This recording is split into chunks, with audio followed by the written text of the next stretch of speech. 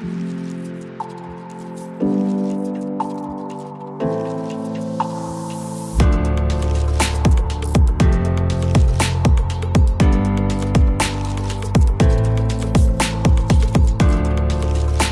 दोस्तों, मैं doctor Brajesh Srivastava, consultant cardiologist, Rhythm Heart Clinic and Anand Heart Hospital Bhopal. दोस्तों, आज आपको मैं रेस्क्यू एंजियोप्लास्टी के बारे में बताना चाहूँगा। रेस्क्यू एंजियोप्लास्टी क्या होती है, क्यों की जाती है, किन कंडीशंस में की जाती है। रेस्क्यू एंजियोप्लास्टी के बारे में मैं आपको एक केस एग्जाम्पल के रूप में बताता हूँ। हमारे पास हमारे हॉस्पिटल में कुछ दिनों पहले एक मरीज़ आए थे। उनको करीब 1 घंटे से छाती में दर्द हो रहा था, काफ़ी तेज़ दर्द हो रहा था, भारीपन लग रहा था, पसीना बहुत आ रहा था। उनका बीपी 160/100 कुछ था। हमने उनका ईसीजी किया तो ईसीजी में एक एक्सटेंसिव एंटीरियर वॉल एमआई वाले चेंजेस थे, जो एक्यूट हार्ट अटैक वाले चेंजेस थे वो थे उसमें।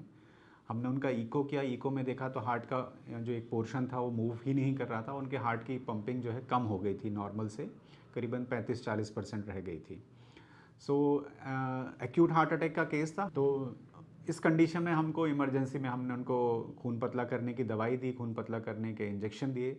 हमने उनको ऑप्शन दिया कि हम आपकी इमरजेंसी एंजियोप्लास्टी जो है आपके केस में सबसे उपयुक्त उपाय है, जिससे हम जो हार्ट की आर्टरी बंद है, जो एक्यूट हार्ट अटैक के केस में होता है, उसको हम तुरंत मैकेनिकली खोल देंगे और आप काफ़ी हद तक सुरक्षित हो जाएंगे। वो उस एंजियोप्लास्टी के लिए रेडी नहीं थे। उनको बड़ा रिजर्वेशन था कि नहीं, हम स्टेंट नहीं डलवाना चाहते, हमको तो आप किसी और तरीके से, किसी दवाइयों के माध्यम से ठीक करिए।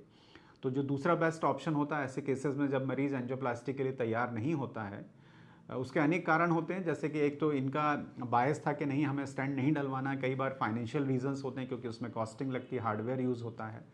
तो हमारे इस मरीज़ ने एंजियोप्लास्टी को चूज़ नहीं किया। हमने काफ़ी समझाया कि बेस्ट ऑप्शन यही है।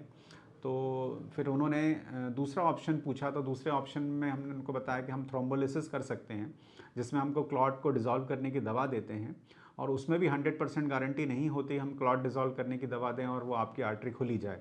उसमें भी 15% चांसेस होते हैं कि शायद हार्ट की आर्टरी ना खुले।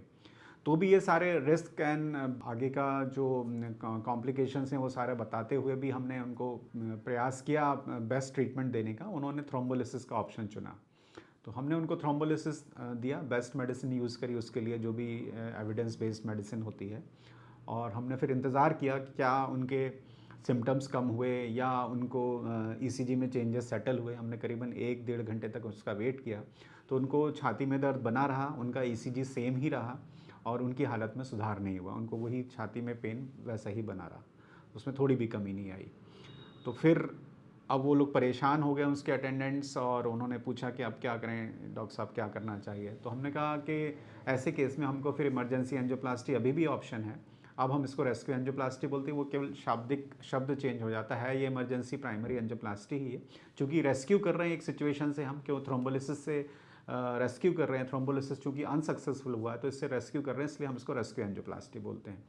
तो इस मरीज़ को हमने फिर वो जब बात को समझ गए कि हाँ अब तो एंजियोप्लास्टी ही करनी पड़ेगी, तो हमने उसको मरीज़ को कैथ लैब में लिया, उनकी इमरजेंसी एंजियोप्लास्टी की। इमरजेंसी पहले तो एंजियोग्राफी करी, तो उसमें तो एक एलईडी नाम की आर्टरी थी, वो 100% बंद थी। तो हमने उसको एंजियोप्लास्टी करके उस वहाँ से बलूनिंग किया, वहाँ से क्लॉट को निकाला और फिर उसमें हमने स्टेंट डाला। तो इस तरह से हमने उनकी प्राइमरी एंजियोप्लास्टी करी और एक स्टेंट डाला, और उससे उसका जो रक्त का भाव था उस आर्टरी में, वो पूरी तरह से रिस्टोर हो गया।